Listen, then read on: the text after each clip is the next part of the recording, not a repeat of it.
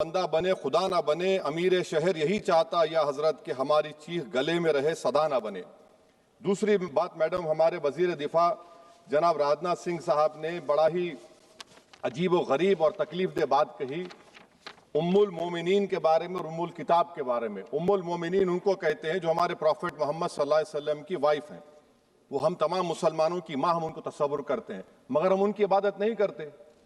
हम अपनी माँ की इबादत नहीं करते। उम्मुल किताब कुरान है, हम कुरान की इबादत नहीं करते। कुरान अल्लाह का बिजावा कलाम है। तो उसके बारे में भी शायर ने अच्छा कहा कि खबर नहीं जिन्हें अपने दीन व मजहब की, हमें वो दीन का मतलब सिखाने निकले हैं। अहम बात यह है कि मैडम, हमारे मुल्क का आइन का इस लफ्ज से आगाज होता है वी द पीपल। इसका आगाज भारत माता के नाम से नहीं होता है। हमारे संविधान का जो प्रियम्बल है वो क्या कहता है? Liberty of thought, expression, belief, faith and worship. अगर दस्तूर का ये पहला सफा ये बात करता है तो फिर कैसे किसी शहरी को किसी खुदा, देवी, देवता की इबादत करने पर या सजदा करने पर मजबूर किया जा सकता है? आप ही की पार्टी से आज की जो बातें हुई है इसी कब हो रही हैं। हमारे कॉन्स्टिट्यूंट असेंबली में मैडम एक मोहतरमा थी रोहिणी कुमार चौधरी ने एक तजवीज दी थी कि प्रियम्बल में किसी देवी के नाम से शुरू हो। उन्होंने खास तौर से वंदे मातरम का जिक्र किया, मगर उसको कबूल नहीं किया गया। फिर केवी कामत साहब ने एक तजवीज दी कि इट्स सिटीजन्स को बदलकर हर सिटीजन्स किया जाए और खुदा के नाम से शुरू किया जाए। वो तरमीम को मुस्तरद कर दिया गया। हमारे संविधान का उसूल यह है कि भारत क्या है, उसकी अवाम है, अवामी कानून की मुसन्निफ है, अवाम की मर्जी से सबसे बालातर है, अवामी हाकिम है। मुल्क किसी खुदा, देवी, देवता, मजहबी इलामत के नाम से नहीं चलता, ना मुल्क किसी एक मजहब की मिल्कियत है। इसीलिए बाबा साहब अम्बेडकर ने क्या कहा था? उन्होंने मदर इंडिया के नजरिए को मुस्तरद किया। बाबा साहब ने एक नई इस्तिलाह वजह कर दी और कहा कि भैक्षित भारत, ये बाबा साहब अम्बेडकर ने कहा। अब मैडम, अगर मजहबी आजादी इस आइन का बुनियादी उसूल है तो सवाल यह पैदा होता है कि उस वक्त हमारे जो कॉन्स्टिट्यूंट असेंबली के प्रेसिडेंट थे जनाब राजेंद्र प्रसाद साहब ने किस बुनियाद पर वंदे मातरम को कौमी तराना करार दिया? ना तो कोई सेक्युलर रेजोल्यूशन है इसके बारे में। मैडम, मैं आपको बताना चाहूंगा कि जुडिशरी क्या कहती है। बीजू इमैनुअल केस है 1986 का, जिसमें जिहोवा विटनेस ने कहा कि मैं नेशनल एंथम के वक्त खड़े रहूंगी, पढ़ूंगी नहीं। सुप्रीम कोर्ट ने कहा कि उसने कोई गुनाह नहीं किया। वहीं एक 2017 का केस है अश्विनी उपाध्याय का केस सुप्रीम कोर्ट का, उन्हें कहा गाइडलाइंस दिए जाएं वंदे मातरम पर, सुप्रीम कोर्ट ने नहीं कह दिया। फिर आप आ जाइए madam, prevention of insult act national 1971, इसमें नेशनल सॉन्ग नहीं है, सिर्फ नेशनल एम्बलम और आपका नेशनल एंथम है। फिर आप आ जाइए 40th अमेंडमेंट आर्टिकल 51 है, 76 में पास हुआ, उसमें भी इसका कोई जिक्र नहीं है। मैडम, मैं आपके सामने बताना चाहूंगा कि हमारा भारत एक इसका मजमुआ क्या है। इसमें हिंदू है, मुसलमान है, सिख है, ईसाई है, जैन है, एथिस्ट है, मेहनत कश है, किसान, गरीब, मजलूम और दलित है। मगर अगर जो तकारीर आज हमने यहां पर सुनी और बाहर जो सुनते हैं, अगर भारत को देवी कहने और उसके आगे सजदा करने, तो दरअसल कौम परस्ती को, वतन से मोहब्बत को मजहब में तब्दील कर रहे। और फिर यहां पर बोल रहे कि अगर भारत में रहना है तो वंदे मातरम गाना पड़ेगा। भाई, ये तो संविधान के खिलाफ है, सुप्रीम कोर्ट के जजमेंट के खिलाफ है। अगर वंदे मातरम मैडम कौमियत का मियार है तो फिर सवाल यह है कि हजरत मोहानी की कौमियत क्या थी जिसने इनकलाब जिंदाबाद का नारा दिया?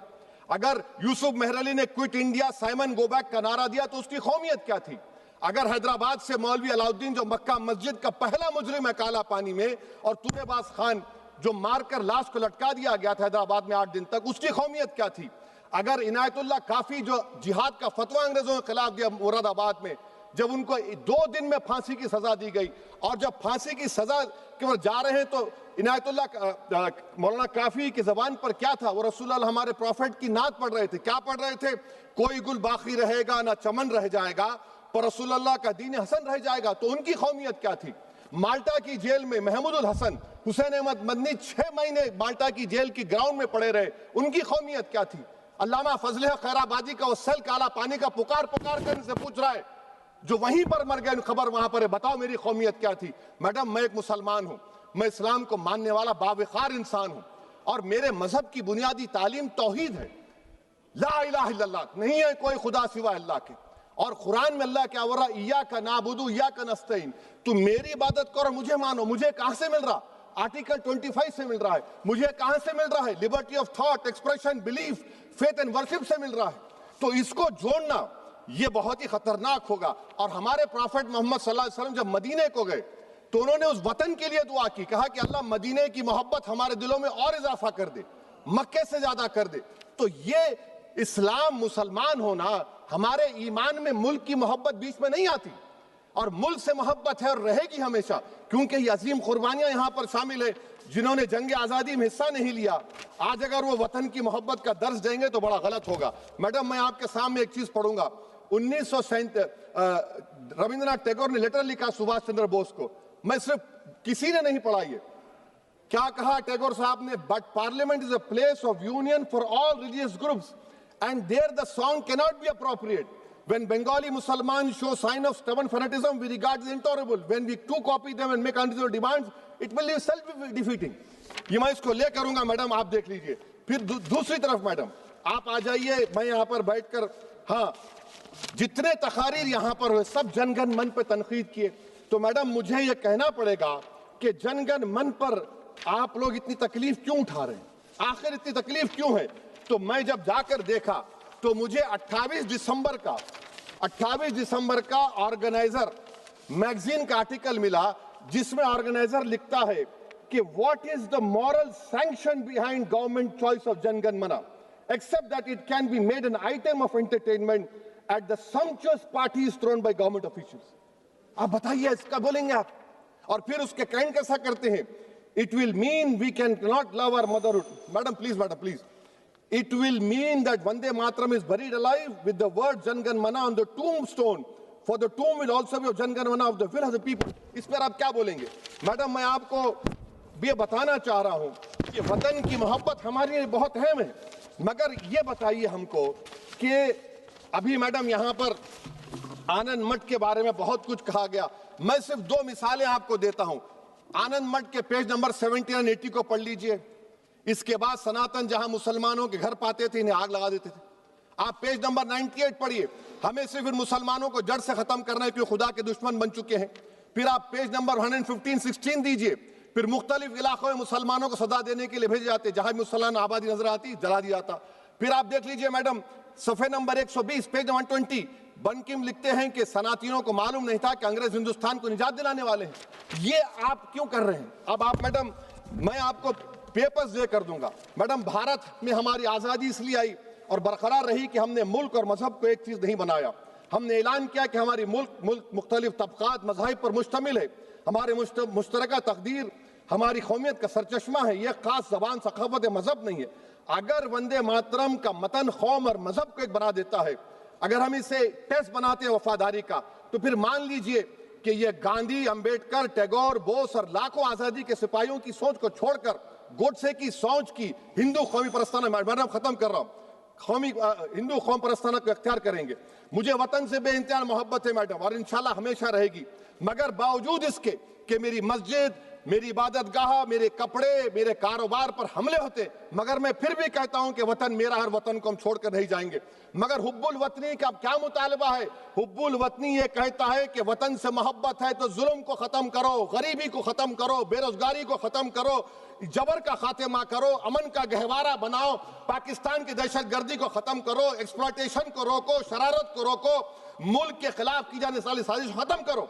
मैडम, भारत एक चमन है जहां पर हर फूल को खिलना चाहिए, और अगर कोई इस फूल के, अगर पूरे फूल खिलेंगे तो उसकी खुशबू से ये वतन मुअत्तर होगा। मगर अगर इस चमन का माली ये कहेगा कि एक ही फूल खिलेगा, तो मैं जिम्मेदारी के साथ कह रहा हूं, अगर एक ही फूल खिलेगा तो वो सहरा बन जाएगा और माली माली नहीं रहेगा, वो जल्लाद कहलाएगा। तो इसलिए मैडम, हम उम्मीद करते हैं कि हुकूमत इस पर जोर जबर ना करे।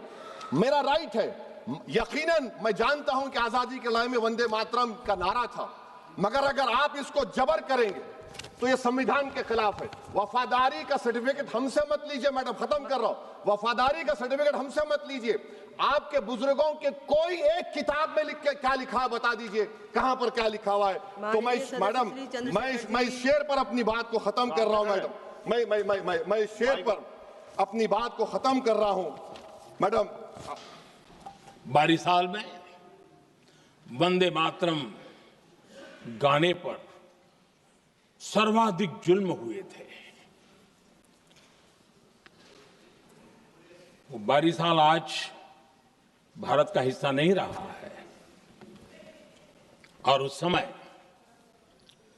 बारिसाल की हमारी माताएं, बहनें, बच्चे मैदान में उतरी थी वंदे मातरम के स्वाभिमान के लिए। इस प्रतिबंध के विरोध में लड़ाई के मैदान में उतरी थी और तब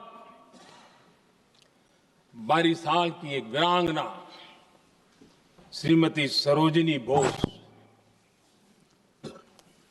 जिन्होंने उस जमाने में वहां की भावना को देखिए और उन्होंने कहा था कि वंदे मातरम जो प्रतिबंध लगा है, जब तक ये प्रतिबंध नहीं हटता है मैं अपनी चूड़ियां जो पहनती हूं निकाल दूंगी। भारत में वो एक जमाना था, चूड़ी निकालना यानी महिला के जीवन की एक बहुत बड़ी घटना हुआ करती, लेकिन उनके लिए वंदे मातरम की वो भावना थी। उन्होंने अपनी सोने की चूड़ियां, जब तक वंदे मातरम प्रतिबंध नहीं हटेगा मैं दोबारा नहीं धारण करूंगी, ऐसा बड़ा व्रत ले लिया था। हमारे देश के बालक भी पीछे नहीं रहे थे। उनको कोड़े की सजा होती थी, छोटी छोटी उम्र में उनको जेल में बंद कर दिया जाता। और उन दिनों खास करके बंगाल की गलियों में लगातार वंदे मातरम के लिए प्रभात फेरियां निकलती थी। अंग्रेजों के नाको दम कर दिया था। और उस समय गीत गूंजता था बंगाल में, जाए जाबे जीवनो चोले, जाए जाबे जीवनो चोले, जोगो तो माजे तोमार काजे वंदे मातरम बोले। अर्थात हे मां, संसार में तुम्हारा काम करते और वंदे मातरम कहते जीवन भी चला जाए तो वो जीवन भी धन्य है। ये बंगाल की गलियों में बच्चे कह रहे हैं। ये गीत उन बच्चों की हिम्मत का स्वर था और उन बच्चों की हिम्मत ने देश को हिम्मत दी थी। बंगाल की गलियों से निकली आवाज देश की आवाज बन गई थी।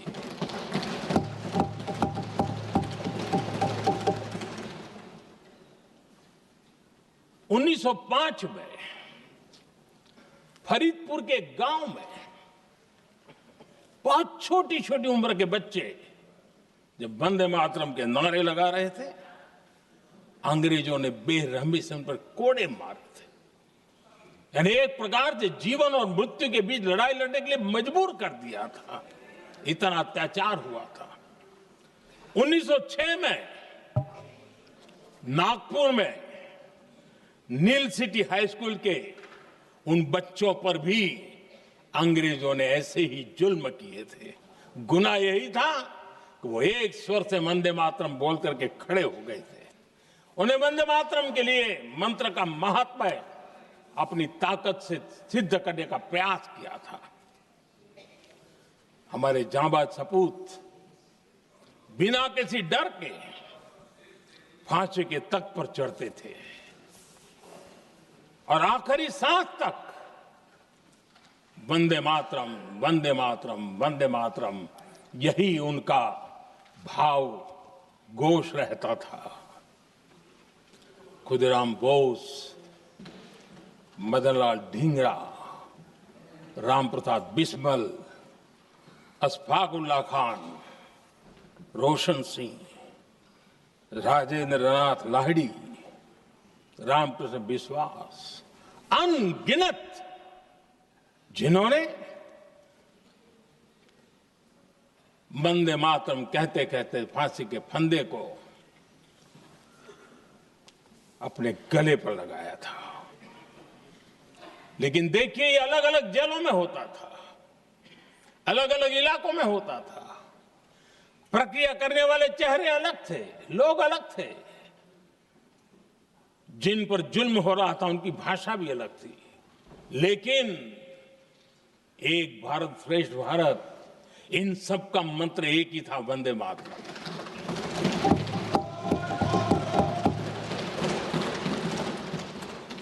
चटगांव की स्वराज क्रांति, जिन युवाओं ने अंग्रेजों को चुनौती दी, वे भी इतिहास के चमकते हुए नाम है। हरगोपाल बाल, पुलिन विकास घोष, त्रिपुर सेन, इन सब ने देश के लिए अपना बलिदान दिया। मास्टर सूर्यसेन को 1934 में जब फांसी दी गई, तब उन्होंने अपने साथियों को एक पत्र लिखा और पत्र में एक ही शब्द की गूंज थी और वो शब्द था वंदे मातरम।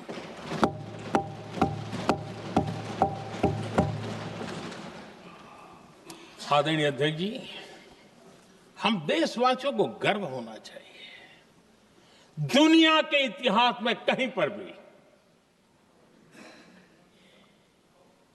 ऐसा कोई काव्य नहीं हो सकता, ऐसा कोई भावगीत नहीं हो सकता जो सदियों तक एक लक्ष्य के लिए